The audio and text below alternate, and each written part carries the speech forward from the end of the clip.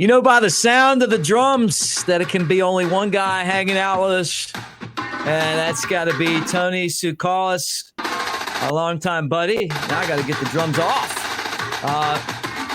They're back again. What is going on here? That when the band is just ready, Tony. I mean, when when the band's ready, you can't shut them down. But one thing I can ask you guys to do is to subscribe and be part of our channel, the original Bama Tailgate Show, and you can subscribe at on our site, Bama Football Tailgate Show on YouTube.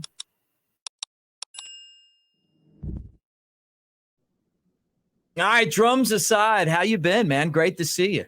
I've been good. It's just the normal grind of the beat, man. And the season's in full swing now. Now we got Texas week, which is I think a lot of people have been waiting for this week, right?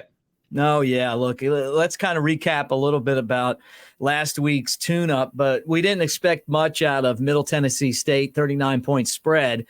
The question was, who's going to be the quarterback? And I had heard, a couple of weeks ago that it looked like Milroe was going to be that guy and that Tyler Buchner was pushing for playing time and that Simpson was kind of having, a little trouble keeping up with the speed.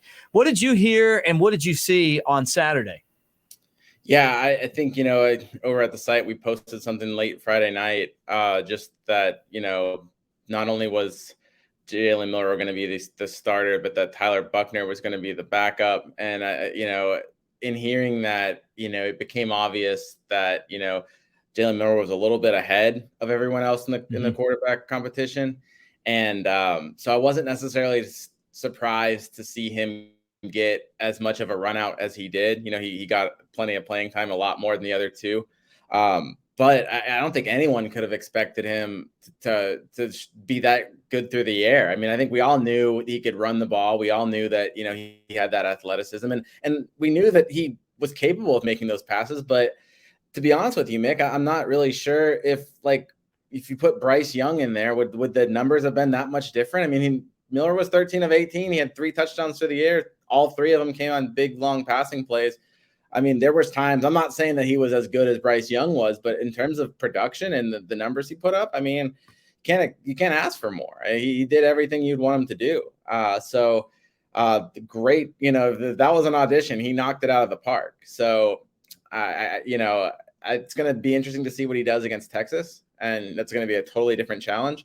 But I don't know how you can go into this game not really optimistic from what you saw from Jaylen Miller, because it was really good. I'm with you. I mean, I thought Jalen Miller was tremendous. He looked a lot more poised than he did last year when he filled in. Yeah, I mean, he looked more poised. He made, for the most part, really good decisions. And then that touch on the deep ball. I mean, he didn't complete a single pass that traveled more than 20 yards in the air last season, and he had 3 touchdowns that all traveled more than 20 yards in the air against Middle Tennessee State.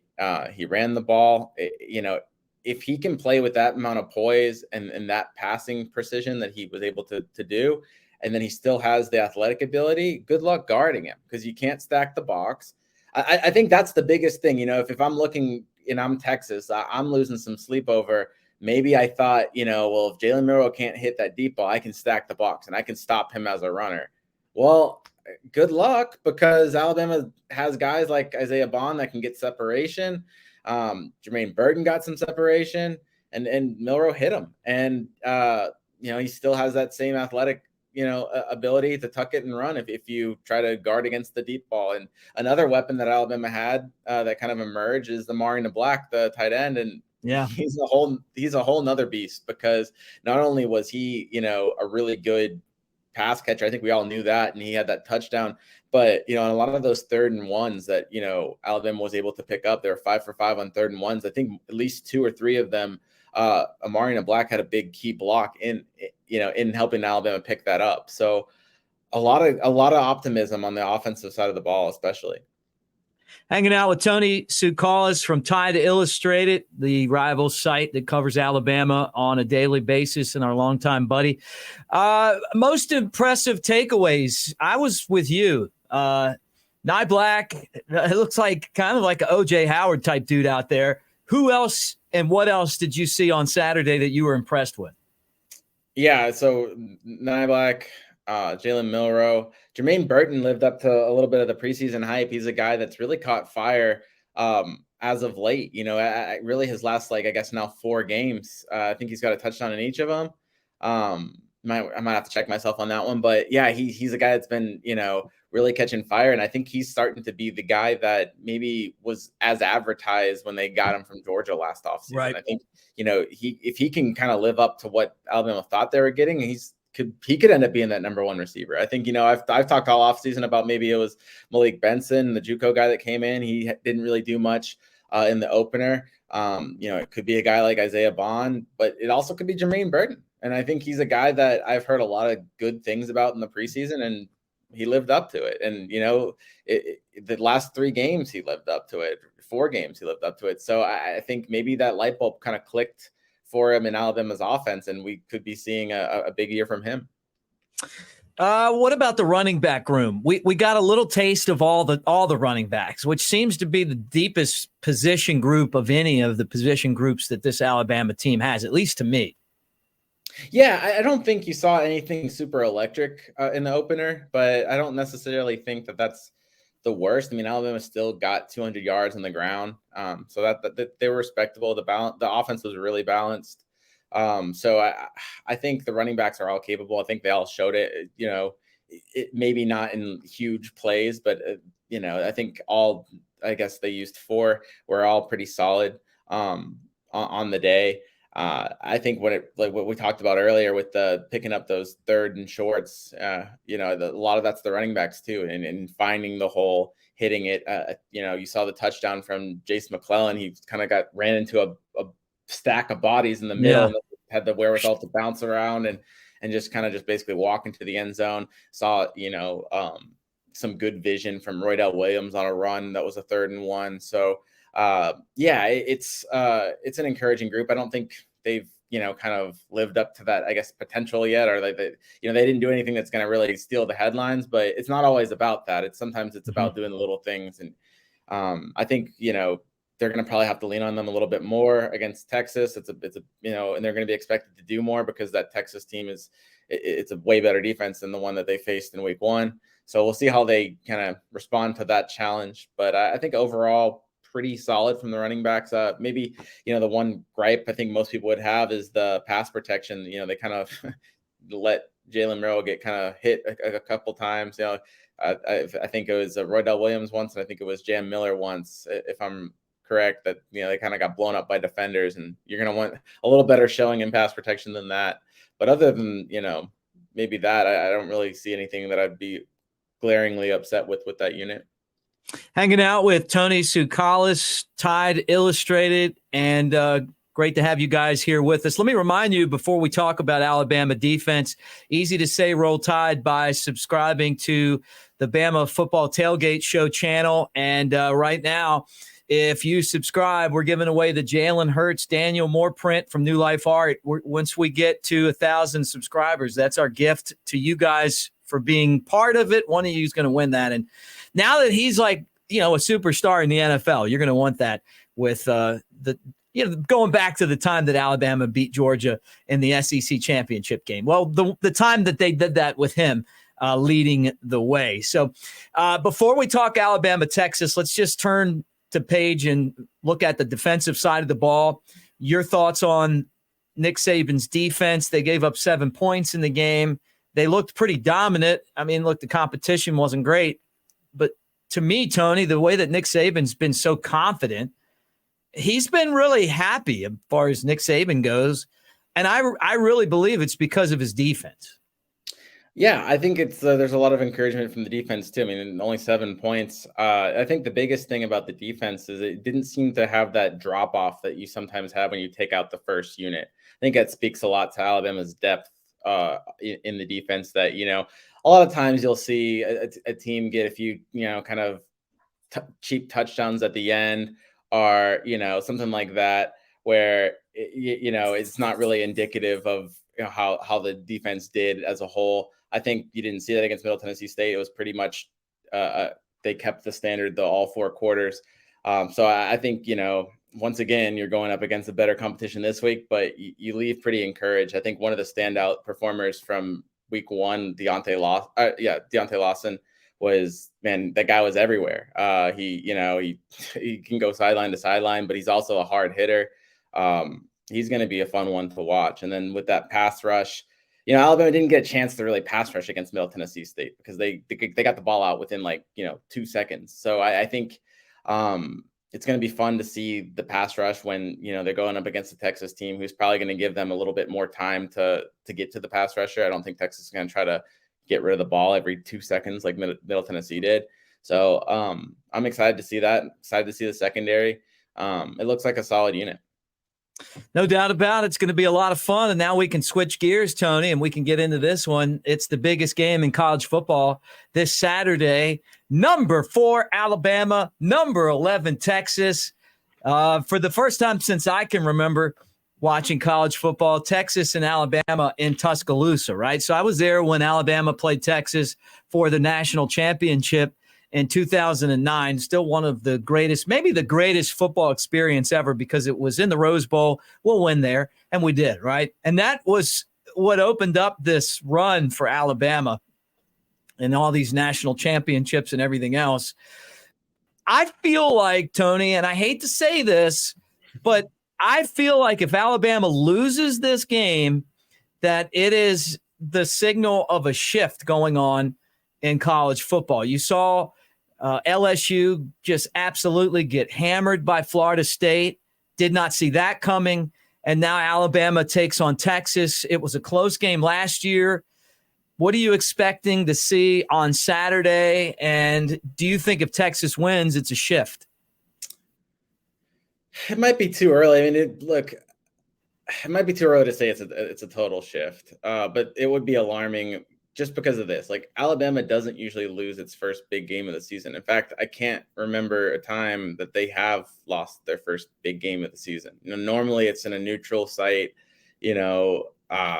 opener, and it's against a team in like Atlanta or Dallas, or and sometimes those games get overrated. But I think that would be kind of a surprising thing, just from history standpoint. But this Texas team is good enough to beat Alabama, and this Alabama team, as good as it looked week one, is beatable. I tell you what, if Alabama plays the way that they played against Middle Tennessee State, they'll win. I think Alabama's got more talent than Texas. I think that they're just a better team than Texas.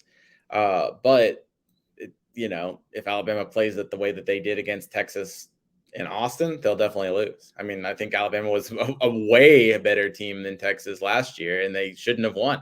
I mean, they really shouldn't have gotten to escape Austin with a win there. They had to have some magic from Bryce Young, and a clutch kick from Will Reichard. And more often than not, a team that plays like the way that they did last year doesn't win. So it's not always about the best team. I do think Alabama has more talent than Texas, but they're going to have to play as disciplined and as sound, and Jalen Miller is going to have to be kind of, close to what he was against Middle Tennessee State for them to win. But I think all those things are possible, and I expect Alabama to win.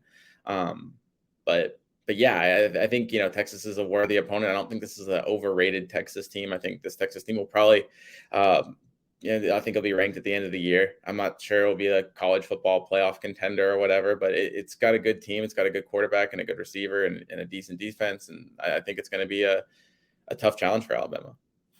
Alabama's tough to beat in Tuscaloosa. I mean, it hasn't happened a whole lot since Nick Saban's been head coach, and it really hasn't happened a whole lot lately, right? I mean, they hardly ever lose at home. So I was just throwing that out there. For Alabama, though, the question that we wondered going into the season was who was going to be quarterback. We got that answered week one, but could that change this week if Milroe struggles? Could Booker come in and would he be someone that they give a chance to if they had to? Or do you think that the question's been answered and it's Milroe's team, win or lose? Oh, I think, of course, if Milroe struggles and, Tyler Buchner comes in and saves the day, well, of course he would be in the competition. And I think that makes that South Florida game even more interesting, Yeah. But it's just hard to that could happen. I mean, I don't think that's like a out of the realm of possibility, but you just see the way that Jaylen Miller played in that opener. It's tough to imagine him, just being totally like so bad that he gives up the job. But, things could happen. I do think that there's still a little bit of a quarterback race, although I am kind of leaning towards, it does feel like Milrow's the guy. You start the game, you play the majority of the game, and you play so well. Even the fact that, we're speaking on a Monday, Jaylen Miller was made available to the media. How often do you have a quarterback in a quarterback race made available to the media? Not very often, so he not only talked after the game, he talked to the media on Monday. I think that, that's another big sign of just what they feel and how confident they are and the kind of the leader he is as well.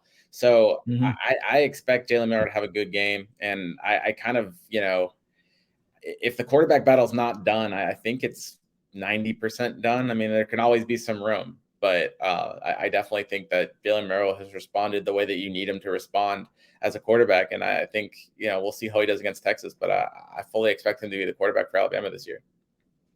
Going into this game, if Alabama does this, they're going to win. If Alabama doesn't do this, they're going to lose. Answer those questions for me, Tony. Yeah, turnovers and discipline. I think Alabama, if both teams play their best game, I think Alabama's best game is better than Texas's best game. But, if they have turnovers, if Texas can get to Jaylen Miller, force him into some bad throws, maybe he gets overconfident, after being so successful through the air. Maybe, let's not forget, Mick, that, he didn't win this quarterback battle right off the bat. So this is as good as he looked heading into during week one, and as improved as he is, he didn't just win this quarterback battle. So there have been ups and downs for Jaylen Miller. It hasn't just been this seamless, transition. So he's going to have to guard against that, and he's going to have to be consistent and keep this up. That's the whole thing, is he's going to have to, keep on proving himself week to week. If he's able to do that, I think Alabama has a really good shot. If he gets overconfident or goes back to his, ways where he's kind of can't deliver on the deep ball, then I think it's going to be tough for Alabama. So, and that's the same way with a lot of things, if they start having 10 penalties a game, I don't think they're going to beat Texas either. So it's just a matter of like maintaining the consistency and what worked and keeping that going. All right, last question, and then we're going to look at the schedule and wrap this up. Alabama's defensive front, are you worried at all about the pass rush? And what do you think about the secondary that has really, to me, been rebuilt and looked good? But I wanted your opinion on the secondary as they played against Middle Tennessee State. It was tough to judge the secondary just because, like, how do you judge a team that they didn't really have to cover for a long time, right? Right. Middle Tennessee got rid of the ball so fast that, I think that the cornerbacks have to tackle, because, the ball got out so fast, the ball got to the receivers so fast. But I think, when you look at it from Alabama's perspective, they're going to be tested a lot more against like a Xavier and Worthy. And sorry, my dog's in the backwards. Yeah, I love him. Hey, let him do his thing. But anyways, I think that they're going to be tested a lot more this week than they were against Middle Tennessee. And I think you'll see more of a indication of what the secondary is about this week than you were able to judge in week one. All right, last thing, let's put the schedule up right off of your site, Tide Illustrated. There it is, the schedule for this year. What a tough schedule. I mean, Middle Tennessee, you got that out of the way. Now you got Texas, at South Florida, home against Ole Miss, at Mississippi State, at Texas A&M, home against Arkansas and Tennessee. I feel like this is one of the toughest schedules. But also for home fans in Tuscaloosa, there's a lot to look forward to starting on Saturday. Definitely. I mean, like, you look at the schedule, if they can get past Texas, I don't think South Florida will be too much of a problem. Then you look at Ole Miss, that could be a trap game. I think, you've got at Texas A&M. Last time they went there, they lost. Arkansas could be a trap game right before Tennessee. That's going to be a game to circle just because you had that long streak of Alabama dominance, and now Alabama had its pants pulled down in Knoxville last year. And then you've got a bye week, and then you have another redemption game, two in a row. So right. If you can get past, and then, Auburn, say what you will, Alabama hasn't won 4 games against Auburn since the 80s. So 4 games in a row, rather, against Auburn since the 80s. So You'd think that they would beat Auburn. They're a better team than Auburn, but you got Hugh Freeze in his first year. Hugh Freeze is the guy that can beat Alabama, and crazy things happen over there. So that's another one. I mean, there's a lot of notable games left, definitely. All right. Well, Tony, tell everyone how they can read your stuff, where they can find Tony Tsoukalis' work on a daily basis. Sure. The site's tideillustrated.com, or you can go to alabama.rivals.com. You can follow us on at Tide Illustrated on Twitter. I guess we're calling it X now. I'm still going to call it Twitter. Confusing to me. That's confusing to me. Yeah, you can follow us at Tide Illustrated on Twitter, or you can follow me at Tony_Tsoukalis on Twitter as well. Awesome. Great hanging out with our friend Tony Tsoukalis. And again, guys, don't forget, I want you to be part of what we're doing here. The Bama Football Tailgate Show will be on the air every Friday. We'll be doing other stuff leading up to that, as always, including our show here on Monday. Say Roll Tide by subscribing. And right now, when you subscribe, you're automatically entered into a chance to win a full-size Jalen Hurts, Daniel Moore print from New Life Art. You already got that one. We'll find another one, but thanks for being part of the channel. Thank you for being part of the show, and we'll talk to you again real soon.